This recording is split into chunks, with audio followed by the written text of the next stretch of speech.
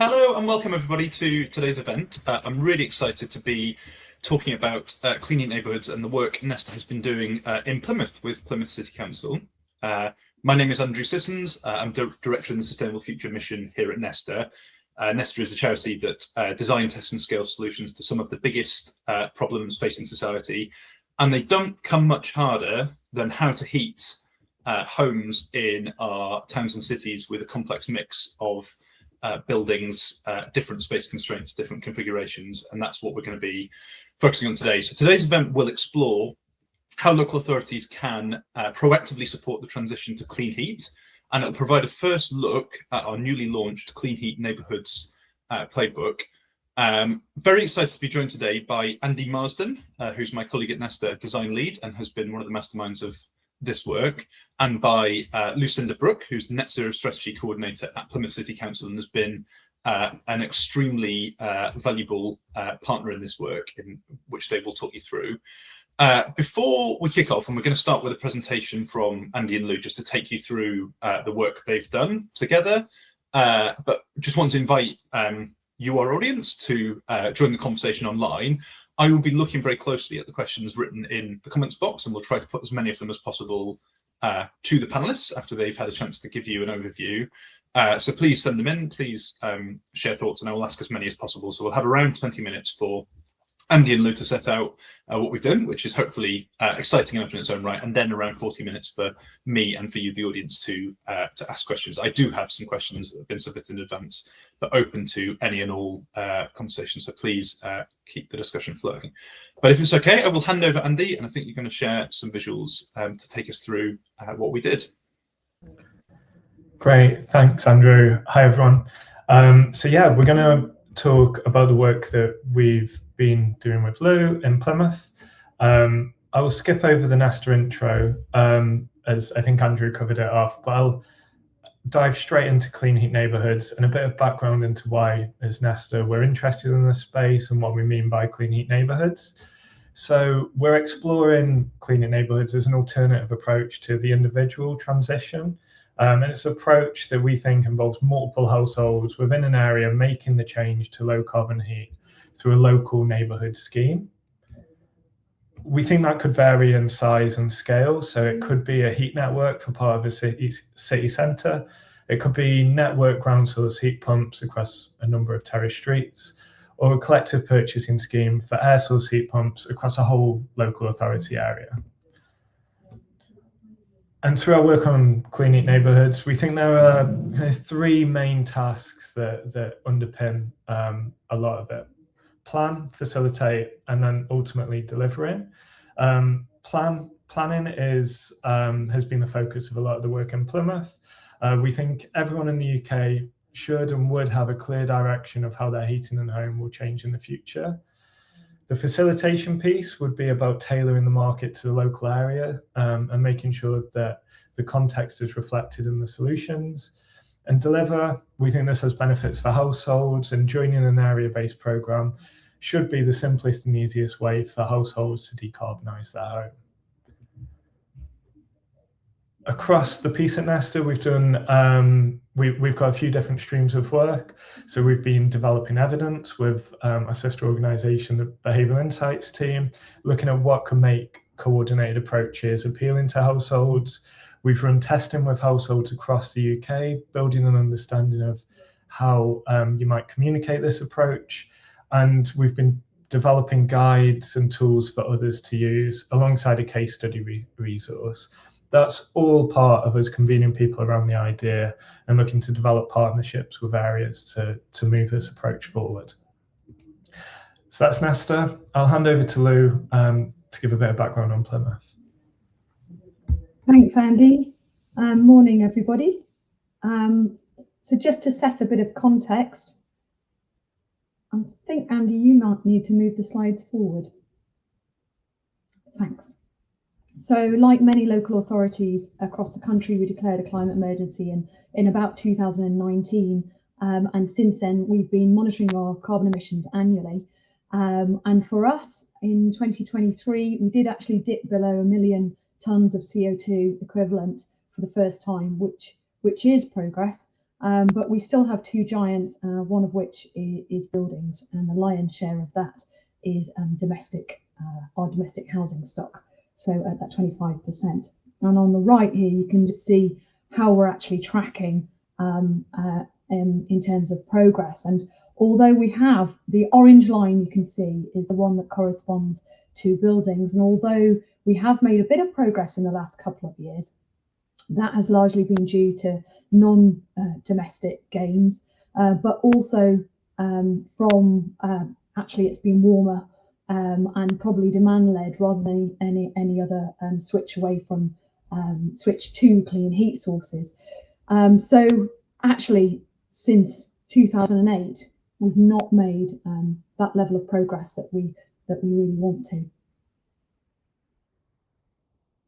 So on the right here, you can see our heat pump installation progress as well. So we monitor, this is using MCS data, how many heat pumps we've installed, and you can see that although we are increasing in increments, and actually in 2024, for example, was a big jump, actually there is a lot more that we need to do to be able to get to that net zero target. And so in the absence of a huge amount of meaningful change, there's clearly a real potential to expand it further. And we've got those grants and incentives in place, but really looking to see what can we do to encourage greater uptake across in the city. So we came to this fully cognizant of that opportunity and really wanting to explore ways that we can overcome all the barriers that we see and see where we can build from that. Now, we're also in Plymouth lucky enough to be one of the 6 cities taking part in the first wave of heat network zoning. You can see those areas, preliminary areas, boundaries are likely to change slightly, highlighted in red. And that then begs the question as to, well, what about the rest of the city? And that was really the baseline of where we started this piece of work with Nesta to explore that, what about the rest?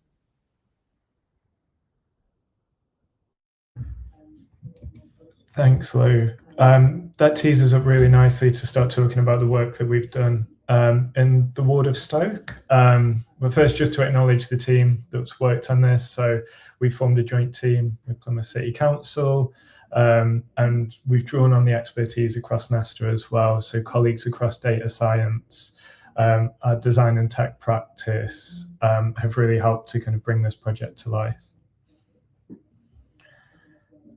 The question we asked ourselves at the beginning of this project was, how might planning low carbon heat at a local level support households, the supply chain, and other stakeholders to decarbonise areas?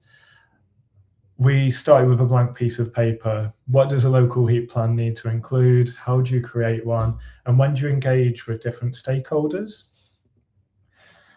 And to situate the work, we probably chose one of the most complex parts of Plymouth, a ward that borders the heat network zone. It's on the edge of the city centre.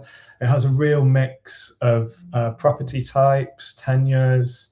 You have everything from mid-rise kind of social housing through to really dense terrace housing with little to no outdoor space. And then you also have quite historic housing stock with some mansion blocks as well.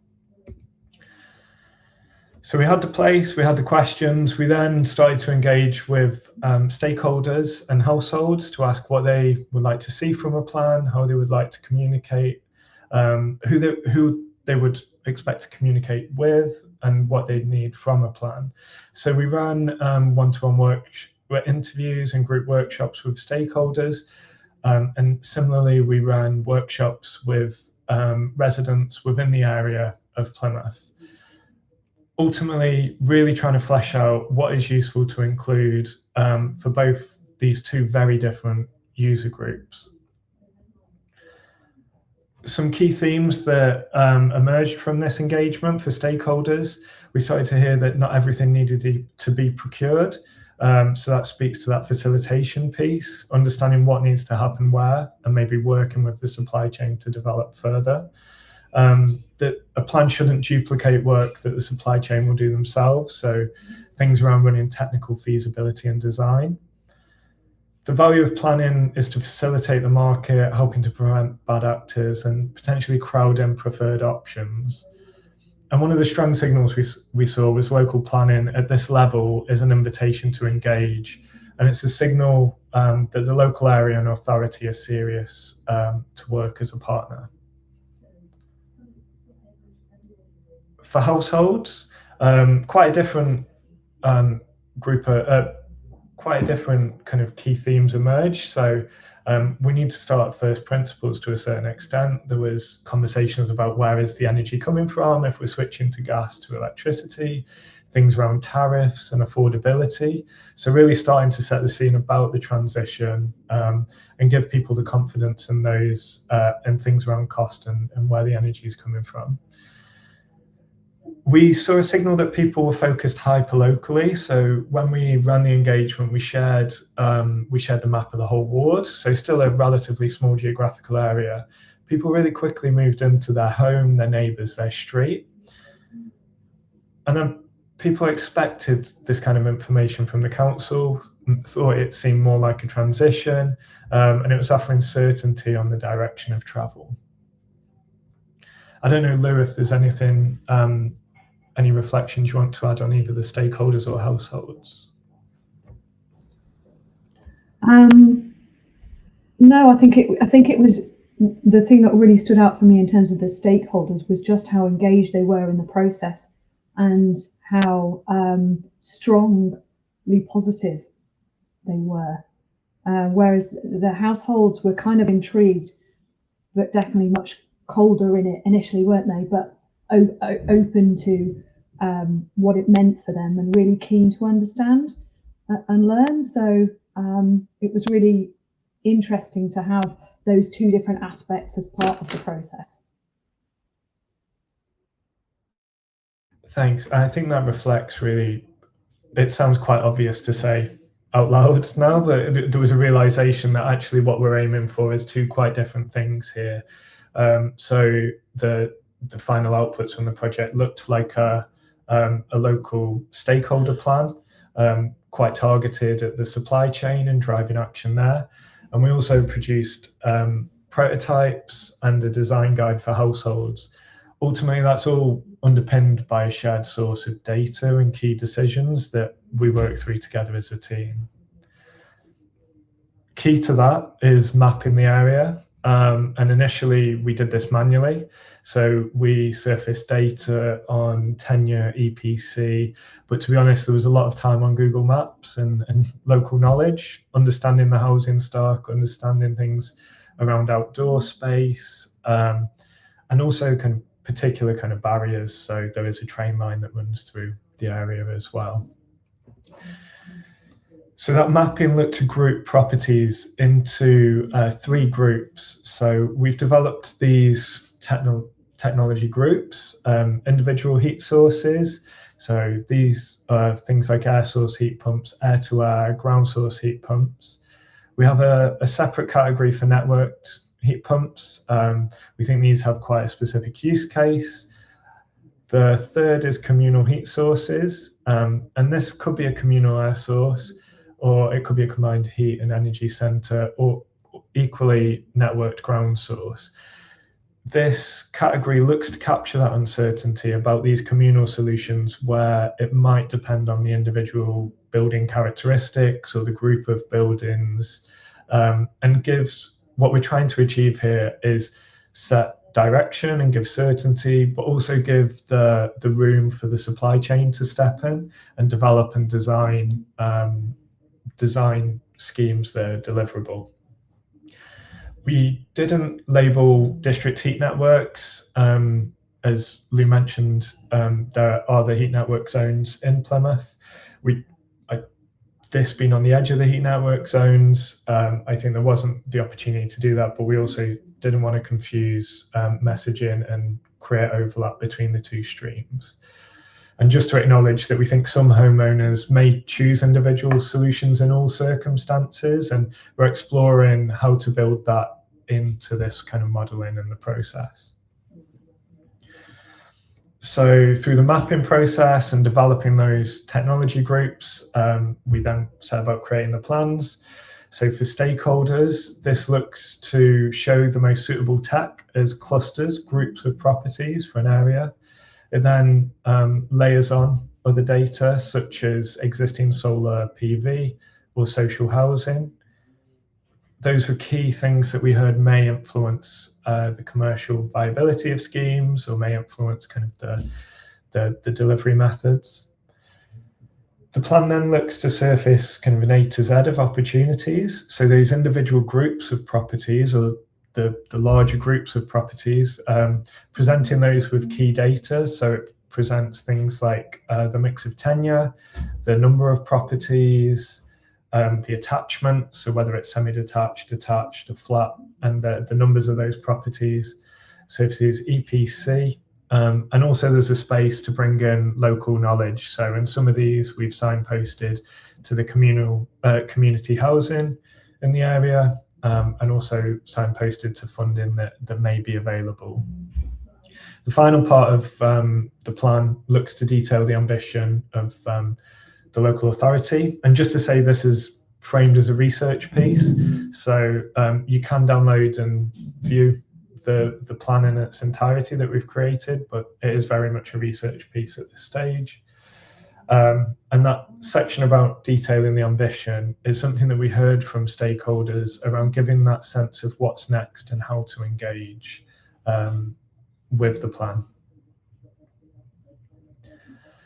For households, we've developed a concept that's based on the government digital services design standards. And it steps through three key stages. So one around introducing why the transition is needed and the technological options. It then tailors information to a particular home and street. The user will put their postcode in and it will draw on that data to show the information that's relevant to that household. And then there's also an option to signpost to further advice and next steps. We're really interested in exploring what those next steps might look like, whether you could also use this as an opportunity to gauge demand and have people register an interest in schemes before potentially there is one that could be signposted to. So that was the plans. We then took this work, and our colleagues in the data science practice, Sophia and Rasheen, have really led this work. We've developed a planning tool that looks to automate some of that process and the decision-making process that we went through. This is the moment where I hope the video works, but we've got a video that will just talk you through some of the key features of what we're building. Our new heat planning tool visualizes the most suitable low-carbon technologies by grouping properties with shared characteristics. The tool identifies the most suitable technology types across 4 categories. First, individual heat sources. These are ideal for homes with private outdoor space or those already off the gas grid. This covers air-to-water, ground source, and air-to-air heat pumps. Then, networked ground source heat pumps, often called shared ground loops. These are a brilliant solution for dense streets with little outdoor space. Next, communal solutions. From communal air source to ground source systems, these are designed for blocks and estates with existing shared heating. Finally, district heat networks. These systems use industrial-scale heat pumps or waste heat to power entire neighbourhoods. They are the optimal choice for high-density city centres. As an energy planner, you might want to identify areas most suitable for communal solutions in social housing. You can filter by technology and priority, or drill down into specific clusters to explore the underlying data. With one click, you can export a data-backed pipeline of opportunities to inform your local plan. So that's the heat planning tool that is currently in development.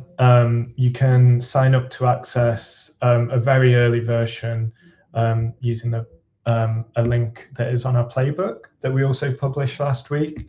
So the playbook is a place where all this work in Plymouth lives. All the guidance and the tools and advice can be found, and it's a very early prototype, I suppose. We've put it out there for feedback and to work through with more areas. It will give advice on forming teams, the kind of skills that might be needed to do planning, and also help to step through the process. You can download a template plan.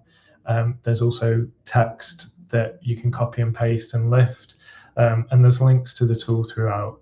So we're currently, the tool is currently a private test, but if you reach out via email, we can explore ways in which we can work together. Just to say that the tool is built on open data, and we're aiming for this to be free for local authority use. So our ambition is Nesta over the next few months. We're going to be testing the planning process and tool in other areas across GB. We're developing models and the methodology and trying to ensure that it's as replicable and scalable as possible. And we're also keen to work with local areas in the supply chain to ensure that this plan is ultimately leading towards delivery and enabling delivery. We're also really keen to explore potential delivery opportunities with Plymouth. It's been amazing working with the team in Plymouth and rooting the project in that context, and working with the local knowledge has really helped us to kind of navigate the complexity and be really sure on what we're aiming towards. So thanks also to Lou on that front. That's everything from me. I don't know, Lou, if you had anything to add, but I think next is questions as well. Just to say, I feel like I've stitched you up in that you had to do all of those slides there. In retrospect, I should have taken some of them, Andy. So, and to reflect on the work of Nesta, I think what was really helpful in this process was the design thinking and coming to this with a what-if mindset. I think sometimes within a local authority, you get really bogged down in the detail, and just exploring that and keeping an open mind, and very much a co-design process with stakeholders. I think that engagement piece has been really, really valuable throughout, and that's probably something I will definitely take away around, keeping to push forward, because it's an area of uncertainty where we don't have all the answers, and maintaining that open approach has just been really valuable. So a big thank you to the Nesta team who put so much work into it. Thanks, Lou. I think we're expecting Andrew back. There we go. Brilliant. Thanks so much, Andy and Lou. That was a really helpful overview of some really impressive work. We've had some good questions coming already, and I've had a few submitted in advance, which I'm going to try and put to you. But just to say, please keep asking questions online. In particular, if there are bits you want to know more detail on, so obviously the work has quite a lot of detail and thinking behind it. If there's more you want to know about the detail of how particular decisions are taken, or how we got there, or what the experience of working on it was like, please do fire away. It'd be good to kind of dive into particular bits, but I don't want to kind of go into loads of detail without knowing that at least somebody listening is keen to know. Could ask you about the decision tree or other things, Andy. But I guess the first question I wanted to put, so one of the big themes that's come up in the questions we took in advance were about how what you did in Plymouth can apply to other areas. And as you said, Andy, the ambition for this tool and this approach is that we want lots of places to do it. We think it's replicable, and it's designed to be quickly and easily replicable. That's why there's a playbook. That's why the tool is open data, open source, so that it can be used kind of freely and cheaply. Our kind of vision for it is to be able, for everyone to be able to do this quite cheaply without having to spend fortunes on separate tools or anything else. But I just wondered if we could just dive into a little bit about how sort of applicable what we've done here in one part of Plymouth might be to everywhere else. And I just wanted to start by just quickly asking about Stoke and why Stoke and what it's like as an area, because obviously that's relevant to the places, and particularly with a view to, like, you know, how will this play out in different types of places that don't look like Stoke. I don't know if you want to start with that, Lou. Yeah, sure. So I think with this, we picked Stoke because actually I think we were looking for a bit of complexity. We were looking for a variety of different housing archetypes, different stakeholders, some social housing in that area. We also didn't want to complicate matters by it sitting within the heat network zone, because we've got a lot of work going on in that area at the moment. So also you've got to look at the political makeup. That was going to be helpful to us, and not add additional barriers. So it was a good place to start, but I think we did realise it was probably a really tough place to start. We picked somewhere that was probably even more complex than we thought it would be. And it was really useful as part of the process when Nesta then explored like how this could scale in a tool to the whole of Plymouth, to be able to compare what it looked like in the smaller area of Stoke, and then to see it across the whole area of Plymouth. And I think that's probably a microcosm of well, how it could be replicated in other areas, because I can already see that some other cities have got heat networks or in the offing, other cities don't, but we're all grappling with this situation of, you know, most local authorities declared a climate emergency, many of them committed to an area net zero target, and we have a certain amount of money with which we can support retrofit in the area, but it falls significantly short of the scale of the challenge. And what this does is this tool does, and also the planning, it just answered kind of lots of questions and lots of gaps in knowledge as to how we're going to do it. And when you can actually visualize and see what the technology suitability options are that are on the table, you can then get behind, right, how are we actually going to do that, and how do we mobilize the different stakeholders in the mix. And I think by doing a lot of that co-design process with both the supply chain and also talking to householders, it really brought it to life and made, you know, there are lots of options on the table that we've got now, potential delivery options, and I don't think we would have got there without this process. So is it replicable in other areas? Absolutely. I think all of the local authorities across the country are dealing with the same kind of issues, and you know, it might be slightly different in their areas, but it's been a really helpful process. That's really good to hear. I wonder if, Andy, I could bring you in, because that it's really helpful, that description of actually this is a really difficult place that's just on the edge of a heat network, but is a kind of, I guess, an inner suburb or a, you know, somewhere that has a real diversity of housing stock and therefore is very, very difficult to decarbonise. How, Andy, if you look at the map, obviously we've looked at other places in the country. If you look at the map, how many places are there that look like Stoke, this kind of like mixed up set of building stock versus, you know, rural areas, urban areas? I'm just interested in, you know, is this typical? What does the kind of map of Britain look like in compared, and how does the kind of Plymouth example fit into it? I think I'll try not to get too preachy on design here as well, but I think kind of the overriding principle is you design for the extremes, and the middle will hopefully be catered for. And I think that's the principle that kind of Lou touched on as well. This is a super kind of complex area in terms of the makeup of properties, but I think it is replicable across the UK, both in urban and rural kind of contexts. You have this mix. Almost every street in the UK will have some diversity of the housing stock.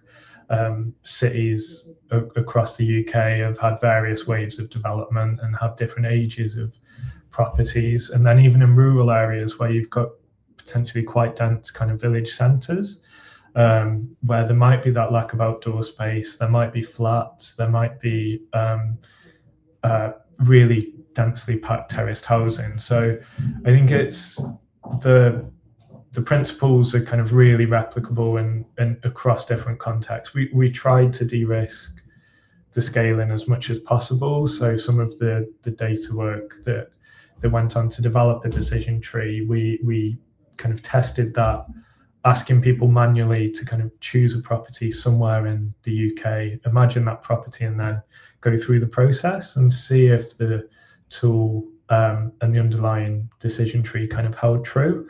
And that was initially quite promising. It's we got very little kind of feedback that we were miscategorizing properties.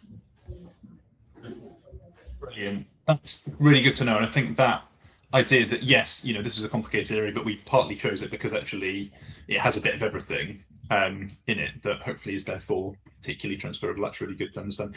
Just going to go, I asked if people wanted to go into the detail, and it turns out they do, or at least one person. So Giovanna has asked, I guess, about the specifics of how you allocate different properties to these different clusters of technologies. So what were the heuristics for design decisions? Were design decisions made on the basis of the most efficient technology, or the finance, or local preferences, or a combination of these? So what is the approach to that? I don't know if you want to take that, Andy, first. Yeah, so we were looking, we focused very much on the building types and the context. So there's almost 3 questions we ask in the logic of the tool, which has come from the decision-making process we kind of work through in Plymouth.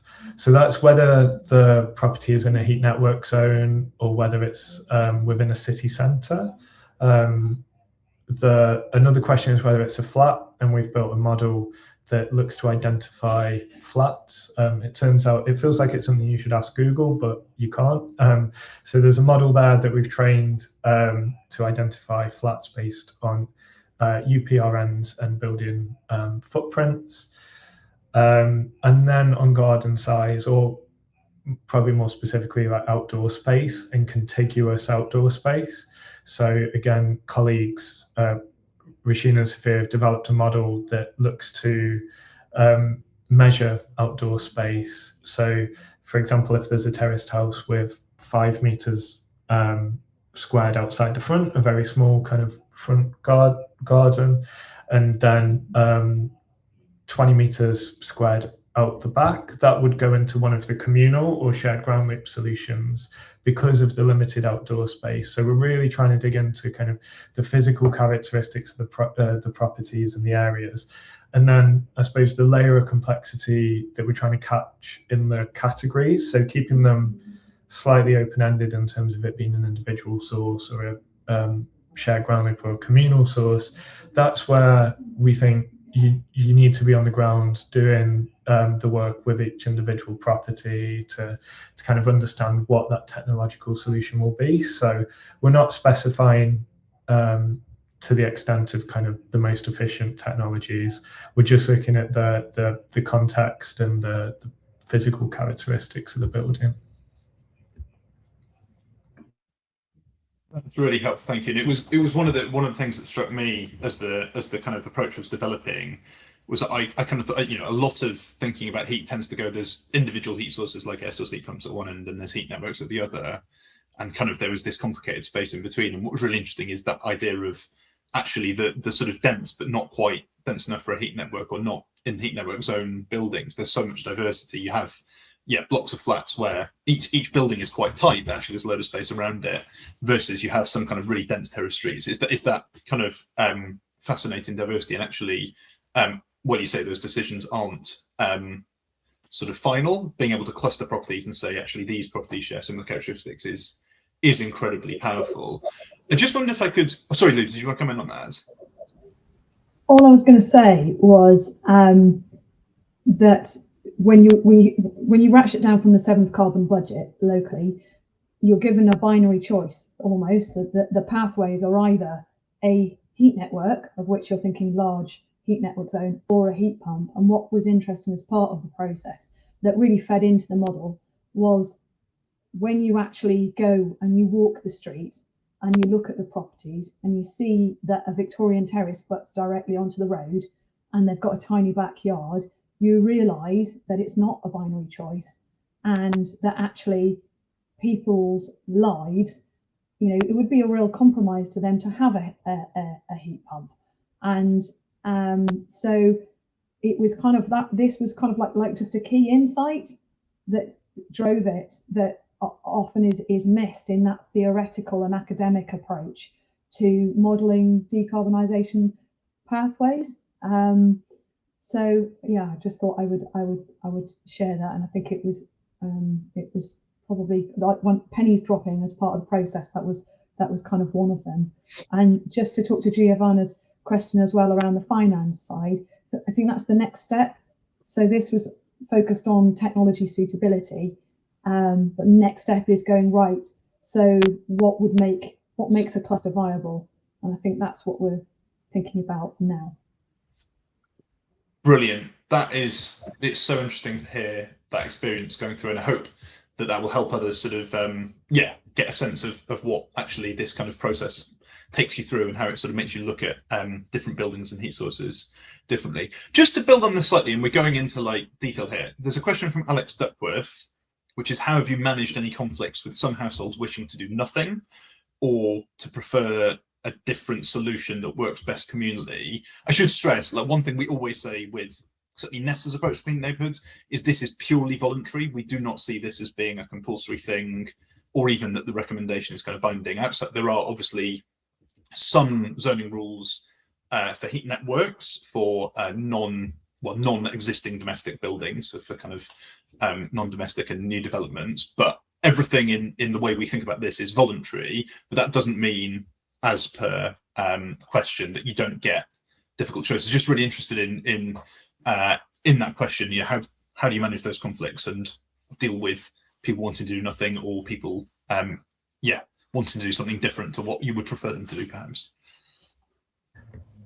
I think I can have a go first. I think there will always be like the diversity of kind of choice and decision, and also kind of people will be at different stages of kind of being in their property and making decisions about it. So I think it's a really important point to make that, like, we don't expect this to happen, the transition to happen to all homes in one street in one go. I think that would be incredibly difficult.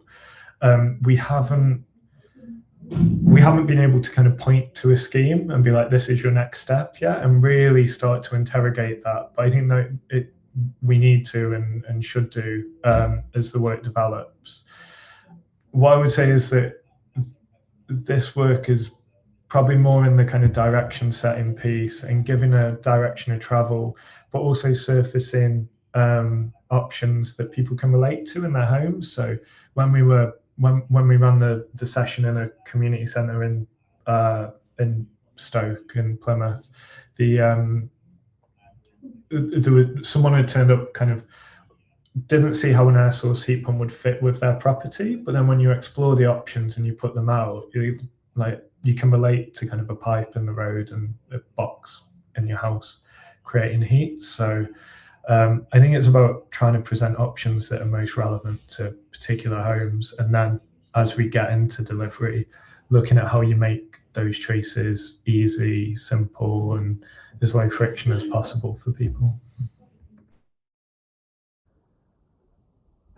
Just to add to that, as Andy says, I guess there was a little bit of self-selection going on in the workshops, because those who were interested were the ones that turned up. And as Andy says, we didn't present a scheme, but actually I can't remember the person who asked the question, your name, but I would urge you to look at the engagement work within the playbook, because the way that was all structured, it's positioned in initially explaining what's coming and why it's coming, and it's kind of sets the scene around a clean heat transition in a quite a non-confrontational way, and so I thought that was actually really good. I'd love to roll it out tomorrow. We're not really there yet, but and then the way that each of the technology options are presented, they're presented as, this is what it would mean for you, this is what it would look like in your home, and this is the other information that you need to know. And it also kind of says, but there are other options. So I think it's not presented in a forceful way, and I think that's probably quite key, that people have agency and they have choice within this transition.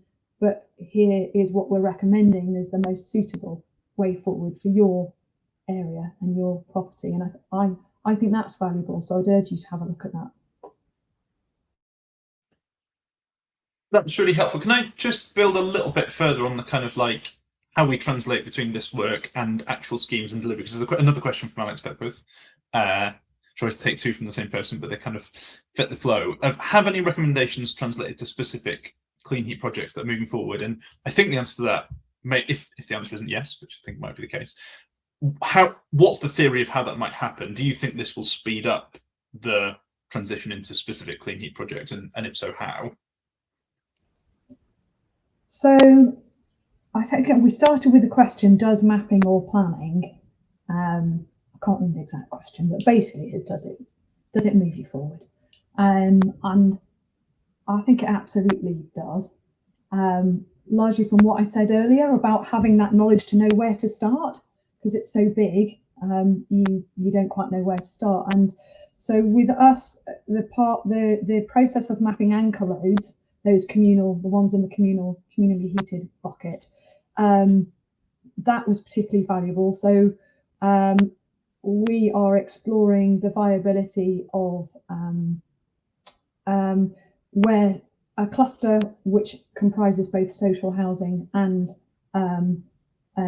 neighbouring homes of a certain size, what would be the feasibility of taking a shared ground loop type option forward for those? But we're also looking at using the tool, the wider position around. There are lots outside of Stoke. There's actually lots of homogeneous housing, and they tend to fall in a large air source heat pump cluster. So for that, we're currently exploring group purchasing schemes, or even just improving the accessibility and availability for consumers to be able to get the right information for that. So yeah, we are pushing forward on a number of different aspects to try and explore deeper and tease out feasibility, viability, and what would it take to drive particular projects forward. But there are different opportunities presented, and we're really picking through that as well. I think that, yeah, the only thing I'd add is that I think what this work does enable is that those different stakeholders and bringing those different parties together, looking at a context that isn't just that social housing, that's owner occupiers. What opportunities does this present? Because individually, taken on their own, there could be different solutions, or the business models might be different, but actually does treating this in the whole help to de-risk that or move areas forward faster? And we're starting to see those conversations kind of come to play and explore what they could be. I think what the mapping work has showed, as well as, yeah, just the planning process was intentionally kind of in depth to flesh out what should be in it. But now we've got the data, and we kind of know the things we're looking for. Are there shortcuts we can take across the rest of Plymouth to like really pick out those opportunities? Brilliant. We're doing great on questions, and thank you for them coming in. I'm just going to take a bit of a rapid fire round now, just change the pace slightly, because we have a number of questions I'd like to try and rattle through quite quickly if we can. So to take the first one's about network constraints from Matt Jones. I don't know if we can pop that up on screen. Did you do anything about informing households about any network constraints?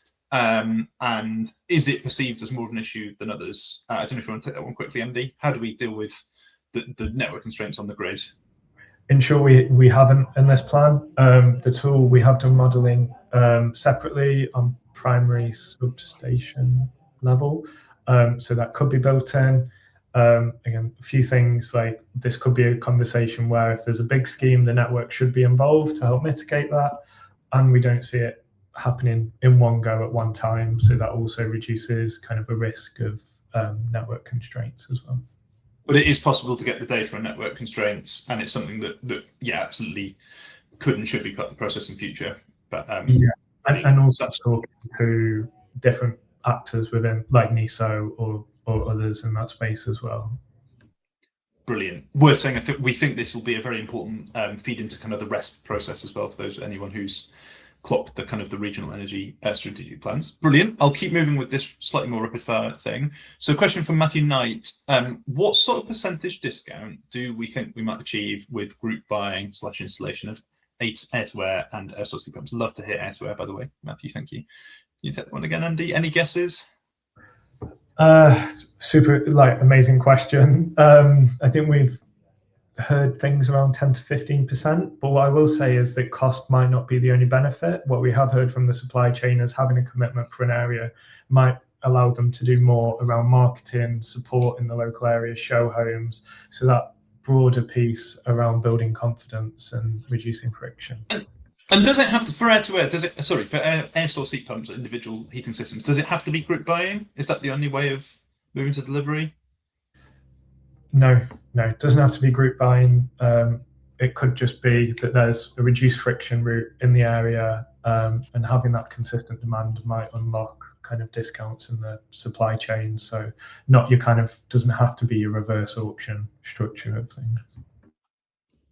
Really helpful. That's, I think, something we're hoping to understand a bit more about. There are different ways of doing this. What are the best ways? What works best for households? Tricky question, but we'll try it quick fire. It's a question from Jenny Foster. Interested to understand more about the cost differences between ground source and air source heat pump systems. Is there anything we can say on this? This is complicated. I can have a go if no one fancies it.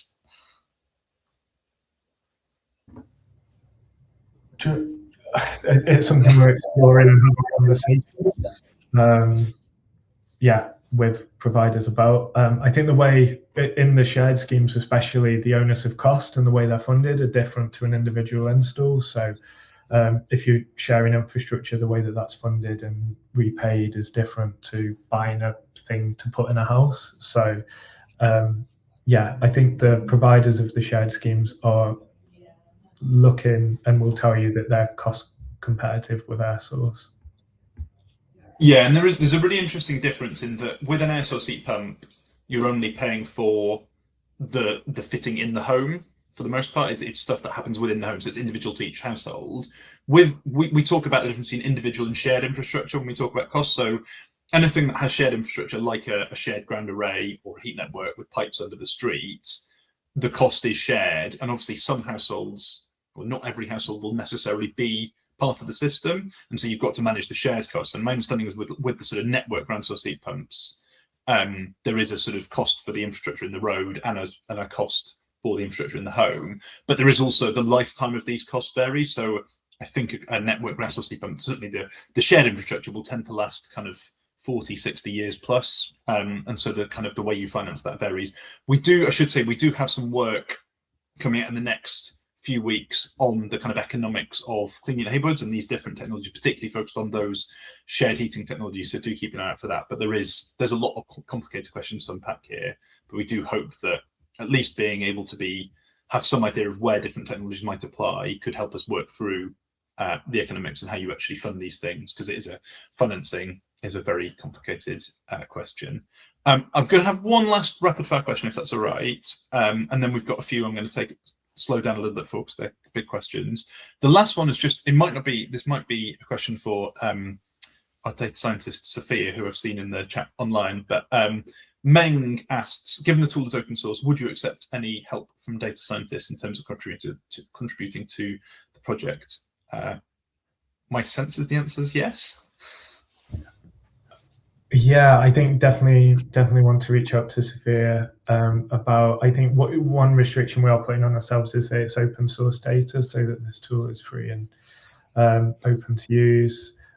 We're also exploring how this interacts with other data and other GIS platforms that areas might use. So can you import, export layers of data from from our tool to others, or from other tools to ours as well?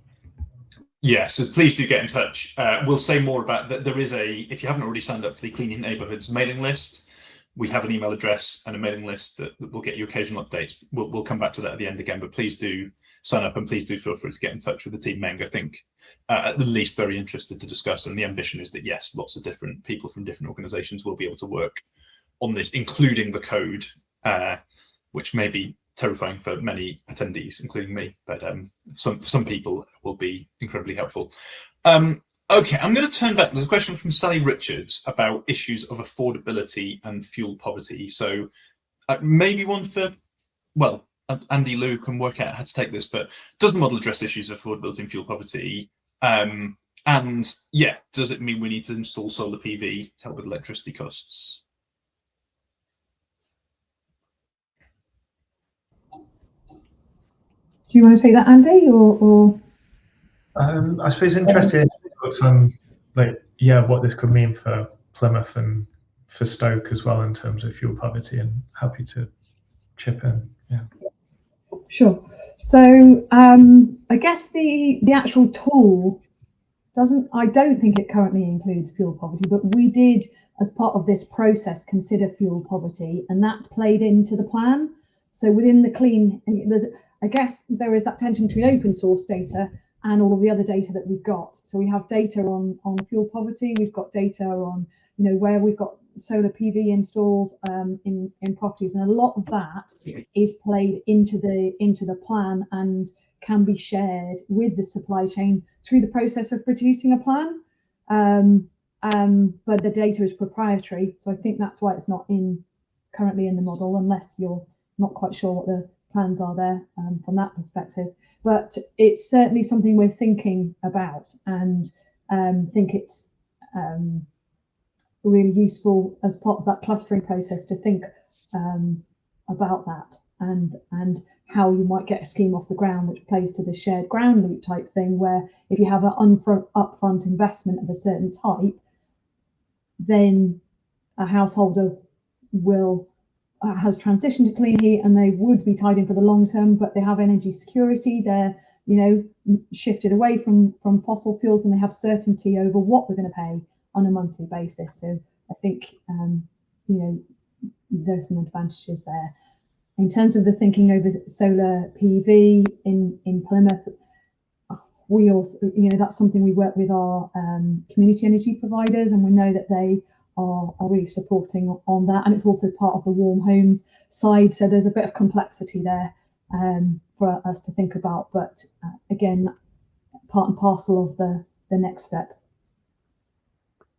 Brilliant. Just one quick edit. We have had some questions about community energy, which is brilliant.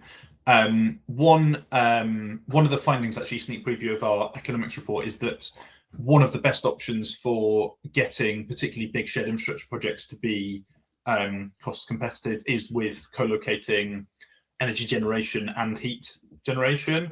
And obviously community energy can play a really big role in that as well. So having solar or potentially wind alongside these things can make the economics more favourable. So it's something we definitely will be encouraging. I have started talking about the concept of modern combined heat and power for some of these ideas, that you would have, yeah, solar and wind and heat networks, or shared heat pumps of some sort next to each other. But I think that's a really important part of the mix. But it's clearly the question of affordability and fuel poverty is complicated. So I don't think one tool is going to answer everything, but just to acknowledge that community energy, we absolutely see that playing a really important role as well as part of this process, and hope it can help to provide the framework for discussions between those two sides of things.